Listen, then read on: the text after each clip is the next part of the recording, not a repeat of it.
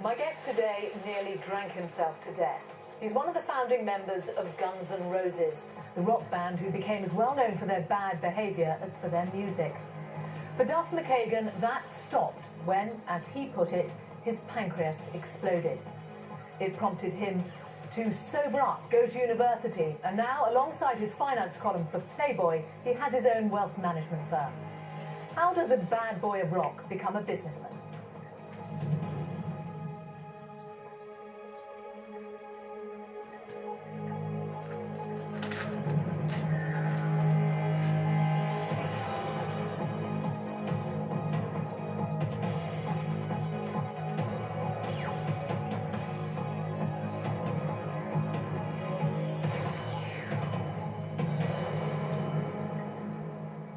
Duff McKagan, welcome to Hard Talk. Thanks for having me here.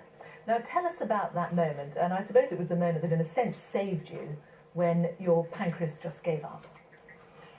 Well, yes, I kind of found myself getting closer and closer to insanity as my drinking got worse and the drug intake got worse, and I knew something would give, and I even got to a point, and the reason I sort of wrote this book was so many people have asked me about how did you get so bad, how much did you drink, how much drugs did you do, and if I were to tell you an amount, to a normal person it would just sound like a huge number and it wouldn't mean anything. So I wrote about the kind of journey into my insanity, and fortunately for me, it my pancreas did go. I mean, or else I might have just drowned in vomit or something, at some point. But you nearly died. I mean, in fact, you were begging the surgeon to kill you. It was the pain was so great. The reason I say thankfully it happened this way is because it was a real wake-up call.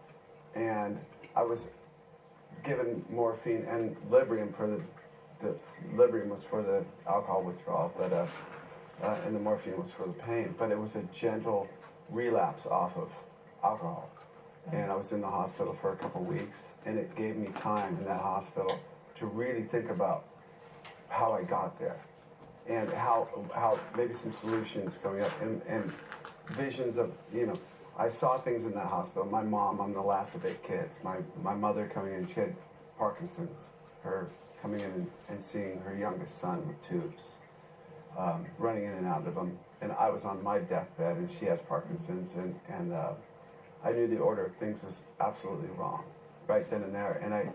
And I thought, if nothing else, I will make it better for my mom, for her, last years here. I will try to rise to the occasion of being a good son to my mom, and that's really what started my whole upward swing. Okay, but you talk about your pancreas exploding. We should explain that actually what happens inside you when that happens is, you described it as third-degree burns on your internal organs. Yeah, what it felt like to me, it started as just kind of a small burning pain, and I didn't know what it was. I just thought, maybe I had some gas or something, and I was laying in bed, and the pain kind of spread, and I thought, well, the gas is just getting worse, and then it suddenly just went everywhere in my abdomen, and I couldn't move. And what I didn't know was the enzymes that digest your food had spilled out to the outside of my... And how do you recover from that? Is it you still feeling the effects of that now? No. So that was 17 years ago now. I know, but they cut out part of your pancreas. No, they didn't. So that was the miracle thing about mine. So your pancreas expands. Mine expanded to the size of like an American football. And pancreas is not a large organ, and it expanded and burst. So they did an ultrasound. I was rushed to emergency. My friend found me in my bed. My best friend from childhood came over to the house, found me upstairs, and they took me to emergency.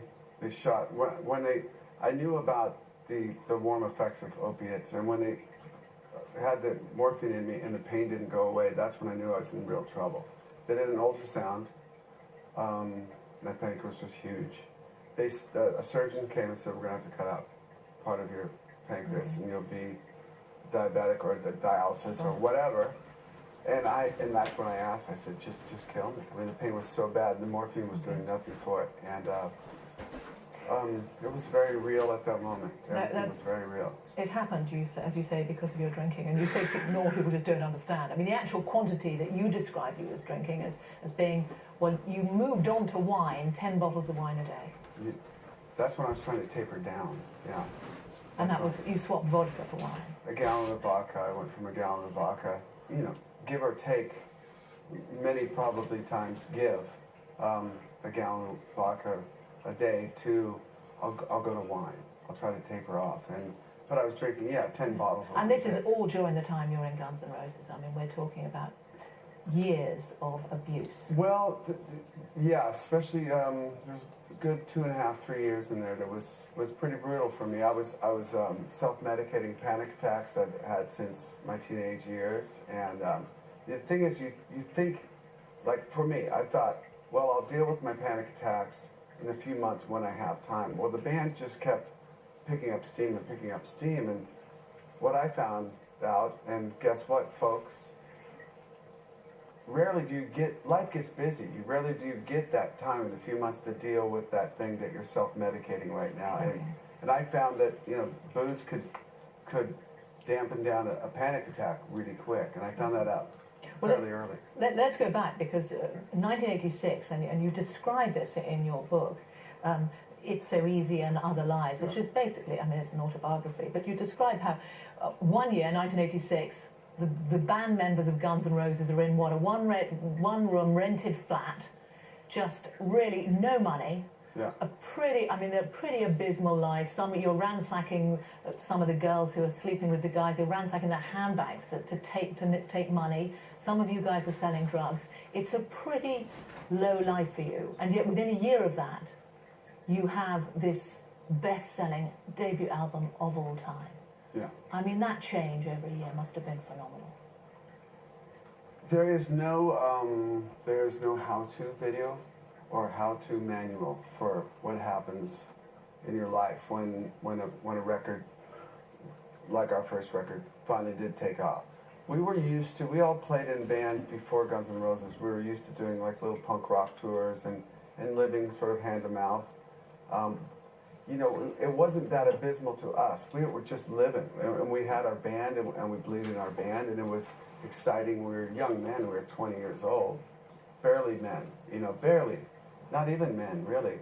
But we believed in our band, and we finally got a record deal, and we made the record we wanted to make, and we toured, and about a year later, that record took off, and the change was quite amazing. Well, let's have a reminder of one of the songs from that first album.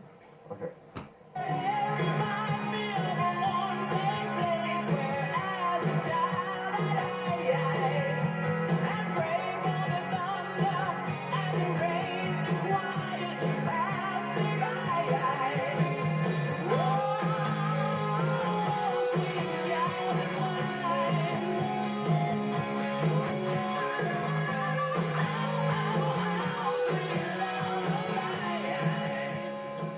Sweet Child of Mine, which was released actually in 1988, and that's at a time when you're hiring private planes, 727s, for your tours. Not yet. We just we eventually did. 1988, when that single came out, Sweet Child, was finally when the record took off. That single went to #1 in America, and we were still living in a tour bus, making $100 a week, and then the record started really selling, and it came off of that tour, and I remember my first check, the first big check that I got was $80,000, and it might as well have been $1 billion, because I didn't know, and nor did my family that I grew up in, know anything about money. So I couldn't go to one of my older brothers and sisters and ask them, what do I do with 80 grand? And what's a stock, and what's a bond, and what's, savings account, really? What's a mortgage? What's in a mortgage? What's a loan? I didn't know any of this stuff, so, but getting that 80 grand, it was like just a windfall. Of course, that was the beginning of a lot more checks to come. Okay, I mean, they were phenomenally successful. I wonder when you hear that Sweet Child of Mine now, and you think back to that time. How do you feel about it? Well, I hear that song a lot. That song is played a lot. So I don't spend a lot of time in my past, and I think going forward, my life's always just going forward, and now I have daughters that are growing. They're 11 and 14. I write 2 columns a week, and I have a business, and I have a band that tours. So everything's so much in the present, and sitting down to write the stories that became this book. So the first time I really took some time and evaluated my thing, my life, how I got to that hospital bed and how I got out, and what happened to me with Guns N' Roses and what happened to me with Velvet Revolver, and I think we have these rear view mirrors in life, at least what I discovered. All the bad stuff that happened, you just kind of peripherally think it's somebody else. It was always that other guy's fault, and all the good stuff you had everything to do with. As I was writing this book, I found that maybe I had something to do with some of the bad stuff too. And some of that bad stuff, I mean, it's not just the drinking. There was also stuff that you were involved in, and one of the charges that was levelled against the band was a charge of misogyny, partly because of the first album cover, which was a picture. Robert Williams. Yeah, a picture of a robot standing over an assaulted woman, and she's exposed. Her knickers around her calves.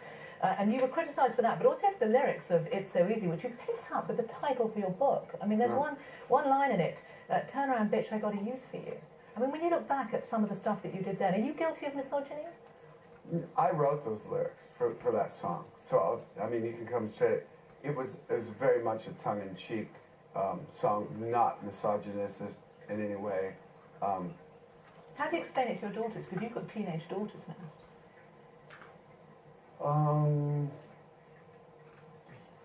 Well, there's a spirit of rock and roll that is, to me, far and above misogyny or homophobia or any of those things. There's just this primal sex and rock and roll are just hand in hand, and how would I explain it to my daughters? But don't you think it's... I mean, you make the point when you're writing this book that you're responsible for some of the stuff. Isn't that spirit of rock and roll responsible and influencing people in the way that they see things? I think I give humans a lot more credit than... If something that I write, a song or a lyric or anything, if it influences them in a bad way, which I rarely ever hear about, 99.99% of the times, people will come up to me and say, your music changed my life. It's always a positive thing. There's maybe 1 or 2 instances, and it's usually something that happened at a concert, whether it was people pushing forward and somebody falling in the mud and drowning. That's way more brutal than me. I mean, you had two fans in 1988 were crushed to death at one of your concerts. But beyond that, I mean, as well as that, there was the lifestyle that you were leading. I mean, the influence you must have had on people, because part of this, and you said it fed into... we couldn't have made the music if it weren't in part for what you were doing. I mean, I wonder what... What do you mean? Well, there was one point at which you talked about we had to go out on the edge to get the songs we got. I think so. Yeah, I mean, you have to live. You can't just write a song and not... To me, for honest rock and roll, you can't imagine, especially the subjects we're talking about, cops and crime, especially the first record. It's all about the life that we were living. So the drink and the drugs were essential to the rock music? To our songs that... I'm not saying they're essential to rock music, period. They were essential to that record that we made in 1986 that came out in 87. And it was a record that spoke to an awful lot of people. And I wonder if you think if it influenced them. I think we were just being honest about what was going on around us. I think that's why it spoke to so many, because what was on radio at that time in rock music was just sort of a lie. It was sprinkled up pop rock music, and it wasn't speaking to anybody. It was speaking to little girls who were going to the mall And there was a whole rest of us who were out there that were living this real life. And if you remember, there was a recession that was in the early 80s, and there was all these things that people my age lived through. And finally, we were this band. There was a lot of other bands like us that were speaking the truth. There was great punk rock bands and so on and so forth that were speaking the truth. And it wasn't like we were making a political statement or anything close to it. We just wrote honest songs about stuff we were going through. That it spoke to a lot of other people wasn't, were we trying to speak to a lot? We didn't think 10 people would buy our record. But a lot more than that bought our record. You know, I didn't think. When you look at the price for that, there was a moment, and you described it in 1991, where you find yourself in your walk-in closet with a gun, Yeah. basically ready to follow the guy you knew, Kurt Cobain, a few years before. Yeah. Well, we're mixing up a few different things. I mean, really, my addictions and so on and so forth had Guns N' Roses made my life in a band that got huge. Didn't give me time to address my panic disorder, which was really the root of my whole drinking and self-medicating. So I don't want to confuse or certainly not blame Guns N' Roses or rock and roll or anything that silly for my addiction. My addiction is my addiction. It was something I had to come to terms with outside of rock and roll. So you would have had the same addictions irrespective of the band and the success? Who knows? The only life I know is the one I lived. You know, I know addicts, a lot of them, and in recovery that had wholly different experiences in life than I did.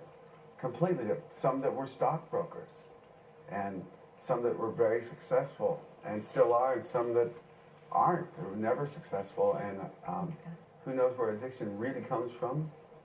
But it was fascinating to read the account of how you got out of it, because you know the conventional route is via rehab, and you didn't do that. I mean, it was mountain biking in a sense that first saved you. Yeah.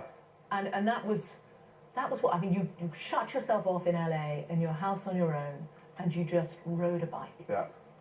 And became obsessional about it.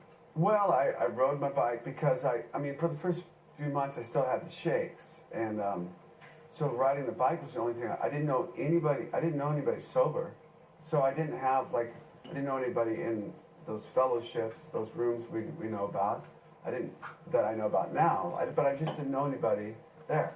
So all I knew was I had this bike, and I rode it, and I got this sort of, you know, at first it was like self-flagellation, like you see the parades and the Catholic parades. I felt like I was that guy going up the hills, like kind of beating myself up a bit for, you know, failing my mom, some of my friends, and those types of things, my family, and but it also started to make me feel whole. I was drinking water. I was doing I didn't drink water for like 10 years, literally, and I started eating food as fuel, like healthy food, and reading books. I watched a Ken Burns documentary on the Civil War and got fascinated and started reading about the Civil War, and I started reading. And you also walked down into your basement and came across some financial statements which you just didn't understand and were too embarrassed to ask somebody. And that, in a way, was a sort of turning point for you, because that set you off on this quest to understand finance, which is in large part your life now. It is a part of my life. So yeah, I found these financial statements in my basement, and I was 30 years old. I was sober. Yes, and I didn't know what a stock or a bond was. I was too embarrassed to ask anybody else, really, and I didn't trust a lot of people in my industry, and I didn't have anybody to really go to, so I went to school. I went and got into this class at a community college, in which it covered financial statements. And so I could take the information I got at class one night and come straight home. And I would be in class like, oh, that's exactly what I'm looking for. And eventually in that first class, I brought a financial statement. I blacked out the numbers and I brought it to my professor. And I said, I'm just having a problem with these. He goes, well, they are sort of misleading. These aren't like classic financial statements. They're a little misleading. We weren't blatantly ripped off, but there was commissions and things taken off places that I would never allow to happen now. But as I matriculated through school, I got very interested in academia, got into a school eventually that I wanted to, Seattle U. But I even before, I mean, I didn't graduate high school. So getting into Seattle U, I had to jump through a bunch of academic hoops, like community college, junior college, taking math, taking things to get myself to the level to get in there. Such that you're in a situation where your first Playboy column, because they approach you and you've got this Duffonomics in Playboy, and you say, you refer to my love of academia, don't laugh, you love it. Yeah, I really do. I hope to continue at some point, and you know, I've been in the UK for the last couple of weeks, and I love to work out, as we were talking. And I was in Oxford the other day, and some guy tells me, there's a gym down the street. I saw a guy in gym clothes, and I said, where's the gym?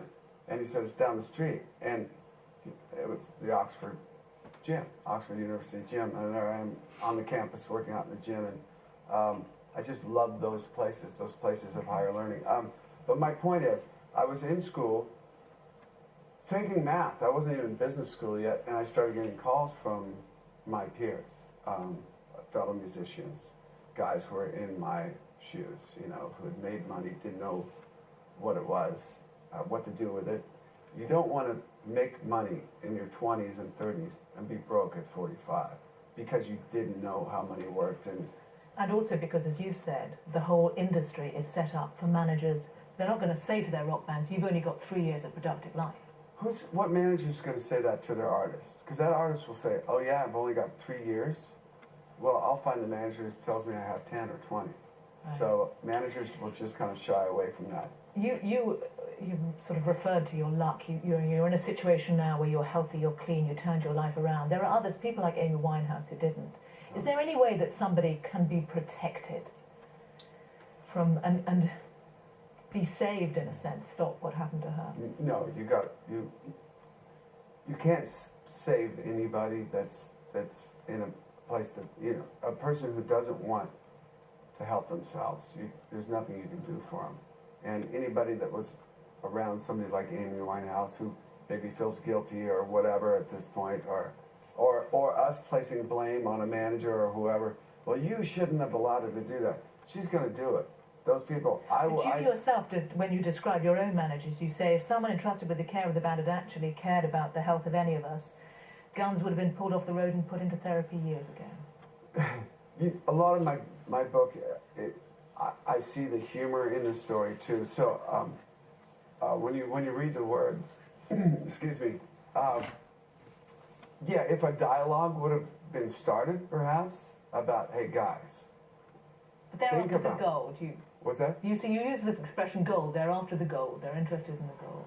We're making money right then, and there's a whole line of gigs coming up that's going to make those managers a lot more money. They're a little less apt to maybe say, let's pull it off, let's pull it back, get you guys.